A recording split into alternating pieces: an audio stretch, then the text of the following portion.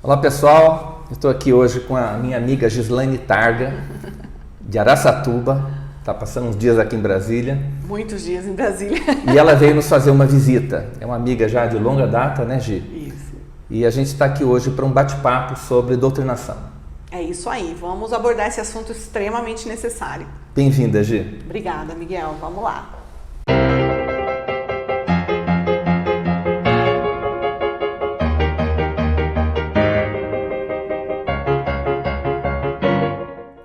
Como eu disse, a Gislaine já é minha amiga há alguns anos, né, Gi? A gente se conheceu, acho que foi em 2016, não sei? 16, a gente fez uma palestra do Escola... Exato, eu fui a Araçatuba.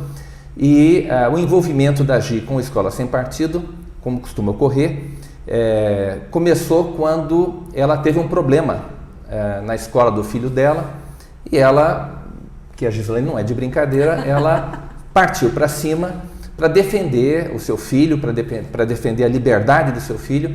Ela gravou um vídeo, publicou no Facebook, eu conheci a Gi nessa ocasião, entrei em contato e a gente começou a trocar informações a respeito disso.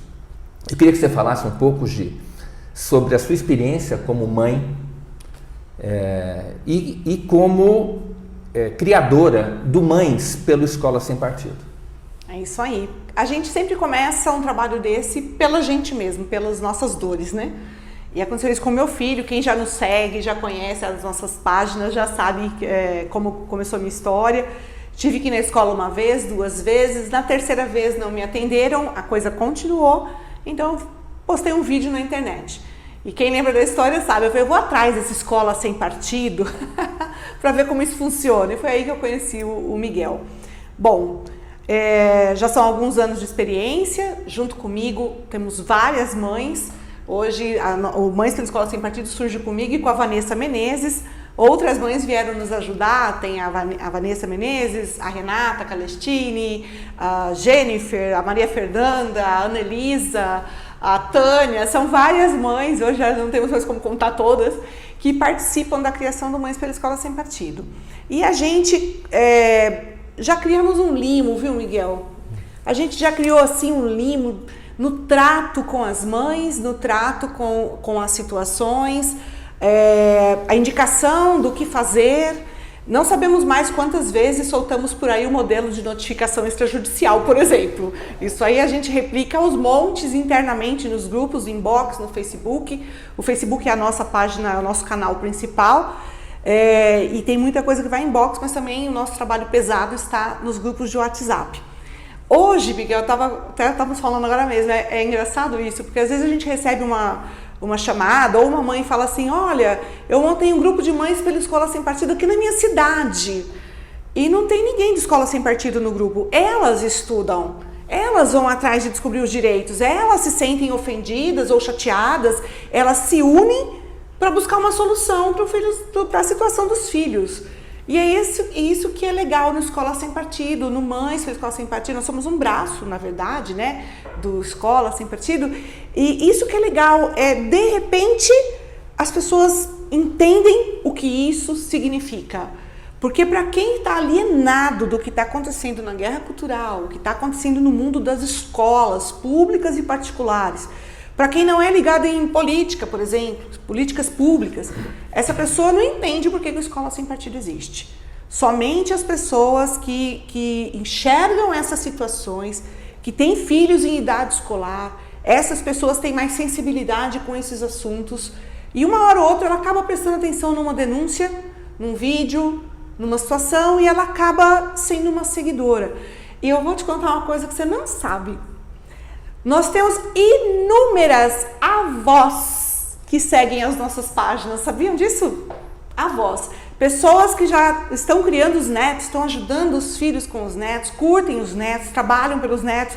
E elas falam: sou avó de 3 crianças, eu que levo na escola, tem alguma coisa errada. Então não são necessariamente os pais.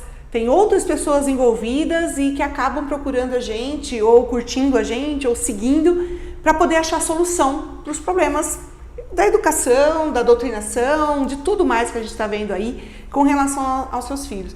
É muito interessante isso, Miguel. É uma máquina que se move sozinha, não depende de mim, não depende de você, não depende de vocês, meninos, não depende. Ela se move, se move. Eu acho que a gente é bem maior do que os nossos seguidores de página, viu? A gente é bem mais do que isso. Eu acho isso assim, maravilhoso e eu sempre atribuo isso à providência divina. Porque pelas nossas forças, nós não chegaríamos a lugar nenhum. Nunca. Eu não tenho dúvida nenhuma disso, eu falo com total tranquilidade. Eu vejo, como você falou, o Escola Sem Partido se tornou algo muito maior do que a gente imagina. O Escola Sem Partido está na sala de aula, em cada sala de aula. Está na cabeça das crianças e na cabeça das mães, né? Isso é maravilhoso, realmente, como o nosso movimento cresceu e é um movimento de conscientização. Eu repito sempre isso, nós não estamos criando nada que já não exista. Nós estamos apenas querendo conscientizar o usuário dos serviços que são prestados pelas escolas, que são os usuários diretos, né, que são as crianças, os estudantes, e os usuários indiretos, que são os pais. Nós queremos conscientizar essas pessoas de direitos que elas já têm. Exato. Não é verdade? Exatamente. Mas que elas não sabem que têm. E é curioso, isso que você observou, que muitas vezes os avós têm mais consciência do problema do que os pais, porque os pais já foram vítimas. Já se acostumaram a esse tipo de abusos. E a geração passada ainda se lembra de como era a educação, de como os professores antigamente se comportavam, né, de maneira muito mais profissional do que ocorre hoje, e se escandalizam com o que estão vendo. Eu não sei, eu estou pensando nisso agora, talvez seja uma das explicações para esse fato que você mencionou. É claro, os pais estão trabalhando, têm menos tempo para dedicar aos filhos, e os avós ocupam muitas vezes essa função. Então, é até certo ponto natural que eles estejam mais atentos ao problema, né? Gi, como é que as escolas, na sua experiência, costumam reagir às reclamações que são feitas pelos pais? Bom, sobretudo pelas mães e pelas avós. Sim, olha só, a gente recebe muitas mães temerosas. Elas mandam mensagens pra gente dizendo assim, meu filho tá tendo um problema, o professor é comunista, tá defendendo o governo XYZ e tal, ou tá atacando minha religião, tirou o barato do meu filho porque ele é evangélico, acontece de tudo. Tirou o quê? Ele ficou ridicularizando a religião da criança. Apresentam filmes em sala de aula que os pais ficam sabendo, correm na página, meu Deus, apresentaram tal filme, o que eu faço? Quando a gente orienta que ela tem que se organizar com outras mães que têm os filhos na mesma sala, montar um grupo de WhatsApp entre elas, conversarem, marcarem uma reunião com a diretora ou com a coordenadora de ensino. Mas vão perseguir o meu filho e não sei o que, vão cair a nota, aí vai ficar pior. Olha, eu só te digo, estávamos falando disso agora mesmo, de todos os casos, acreditem, não são poucos. Não são poucos.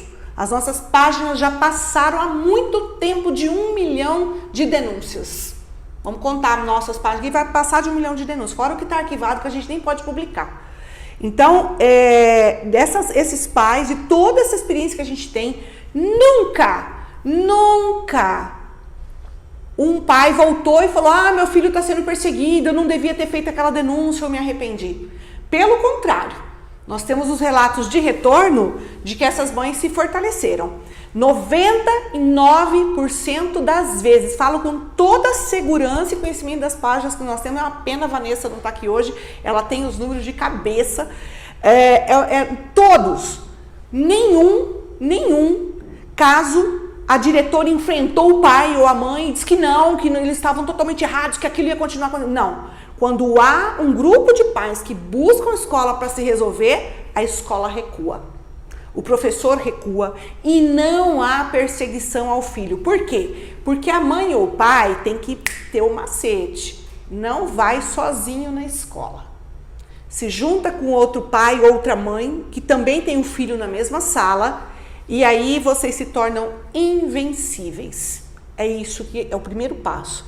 A diretora não, diretor, coordenador de escola envolvida com esse tipo de doutrinação e descaso com as religiões e tudo mais, eles não conseguem entender qual é o alcance disso. Nós tivemos uma vez uma mãe que nos disse assim, em box, a diretora pediu para que eu não passasse para o Escola Sem Partido. A denúncia dela. Não posso publicar, porque ela pediu para não publicar, mas eu falei, mas eu falei, porque é tão interessante, porque eles sabem que pode chegar na gente.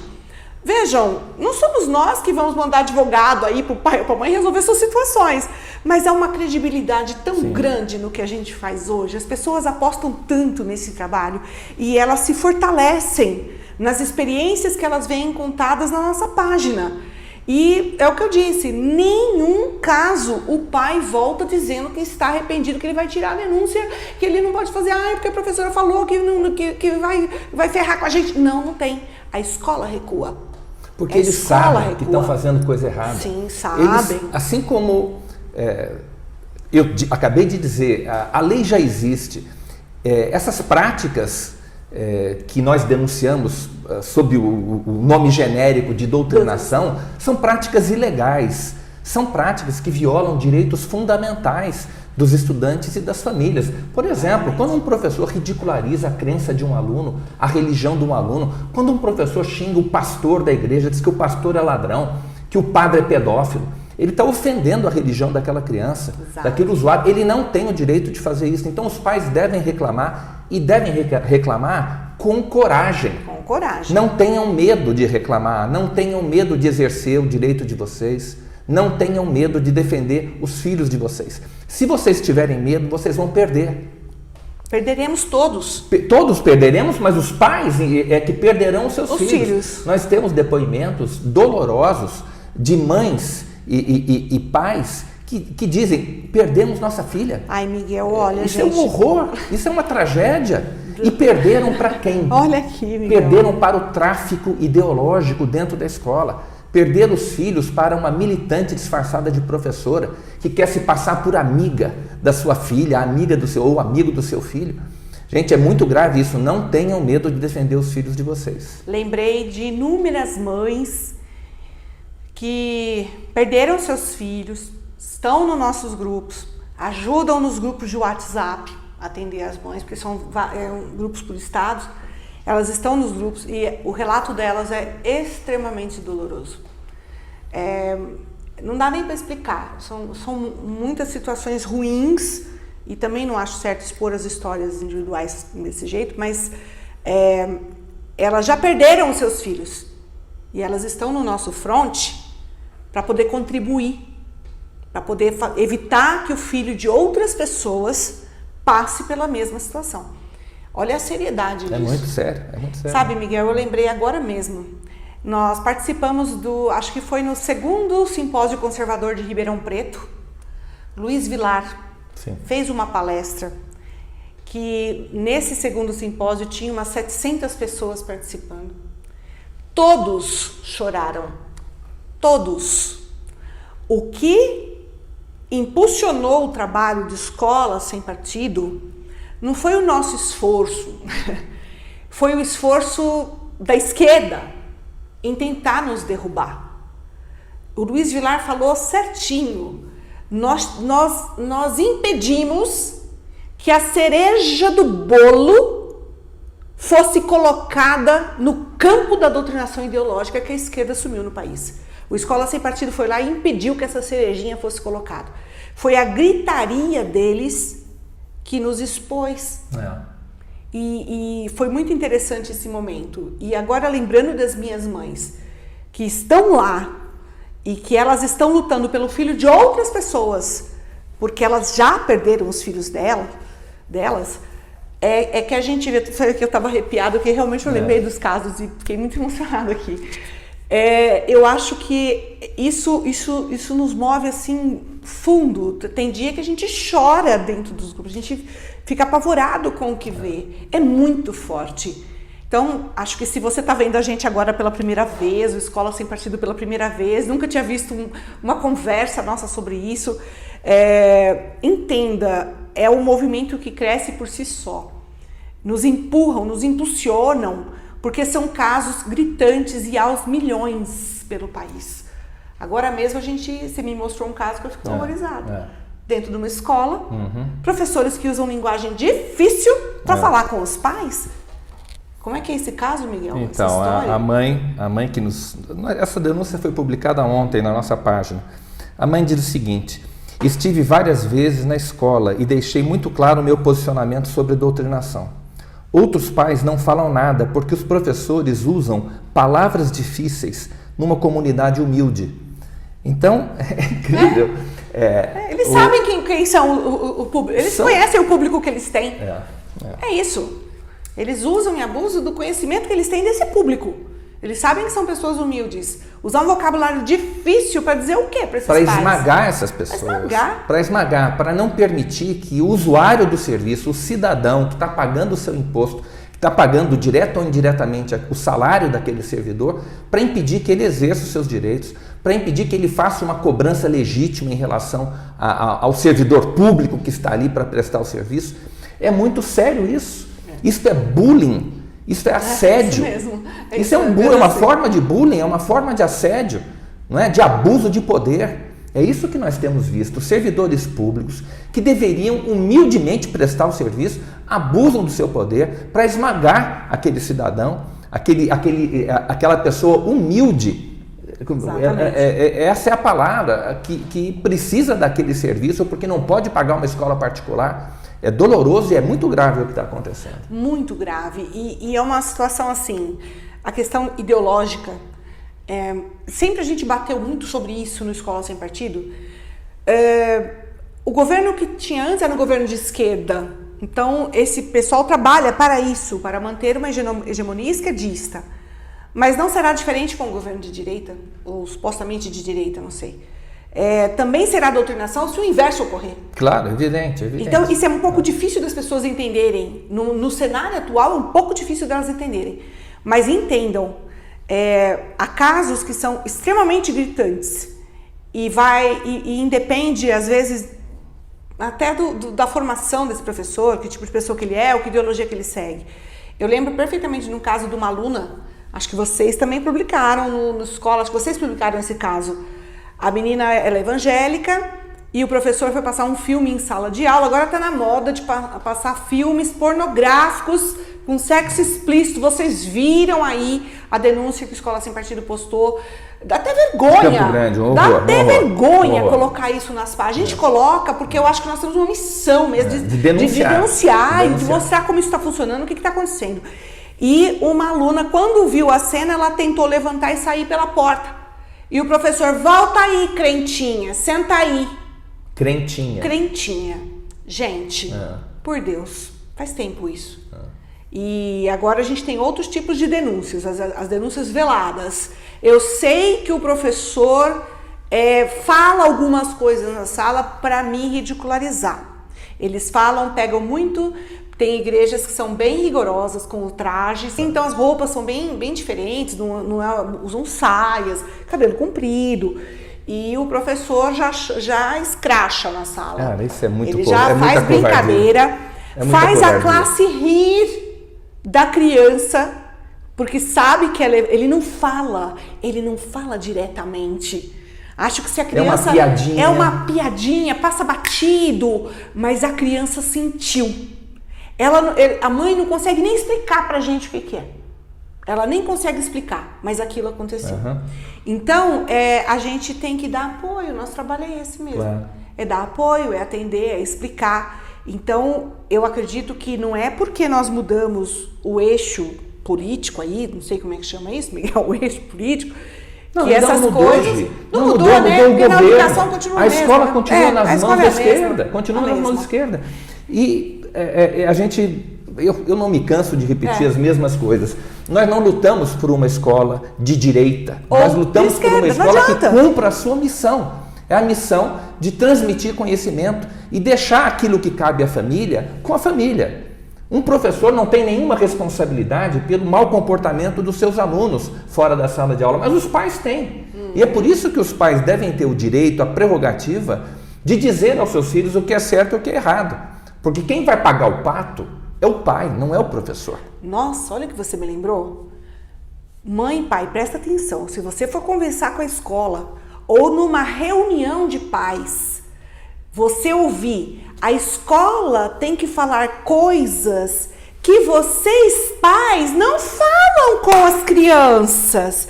Levante-se imediatamente e diga e fala assim: o que eu não falo com meu filho?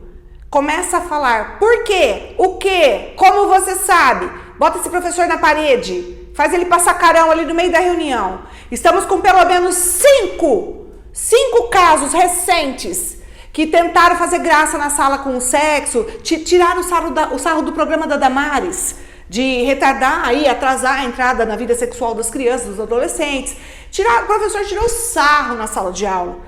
Numa reunião foram falar de liberdade dos adolescentes para os pais, tirando uma casca lá do programa da Damares, um programa sério. Por que ela faz isso? Porque nós temos pais avoados, tão infantis quanto os seus filhos. Vocês sabiam disso? Não estamos aqui para defender pai tonto também não. Tem pai que é fraco, tem mãe que é fraca, que acredita que o mundo aí, o filho dela vai aprender as coisas pelo mundo. O filho vai aprender na escola. Não, é em casa. E aí você ouve na escola a professora dizer: não, a gente fala pro teu filho que os pais não falam. Como assim? Levanta imediatamente e pergunta: o que eu não falo? O que você está fazendo? O que você falou então que eu não falo? Da onde você tirou isso? Pergunta. Os outros pais têm que entrar em dúvida com o que ouviu. Eles têm também que parar e falar: opa, peraí, é verdade, o que ela fala que eu não falo em casa? E o que você fala na sua casa é problema seu. Exatamente. Não é? Por quê? Por que o professor acha que tem que falar alguma coisa? Cada pai sabe o que tem que tratar com seus filhos. O professor não é juiz da educação que os pais devem dar aos seus filhos. Cada um cuide da sua família, cada um eduque os seus filhos como achar que é certo. Então, quer dizer, agora o professor vem se arvorar a ser juiz da educação que os pais devem dar aos alunos. Ele trate de transmitir o conhecimento, transmitir a sua disciplina e deixa o resto com cada uma das famílias. Até porque, Gi, numa sala de 40 alunos, tem pais de todo tipo. Tem pais que, digamos, terceirizaram, entre aspas, a educação dos seus filhos, e tem pais que não terceirizaram, que fazem questão de educar os seus filhos segundo as suas próprias convicções. Então, todos os pais ali têm que ser respeitados, tá bom? Gente, o papo tá ótimo, mas a gente tem que encerrar. Gi, muito obrigado. Nossa, valeu muito estar aqui. Por ter vindo aqui e por compartilhar o seu conhecimento, o seu know-how de mãe pela Escola Sem Partido. Obrigado, Gi. Obrigada, gente. Beijo para todo mundo. Obrigadão.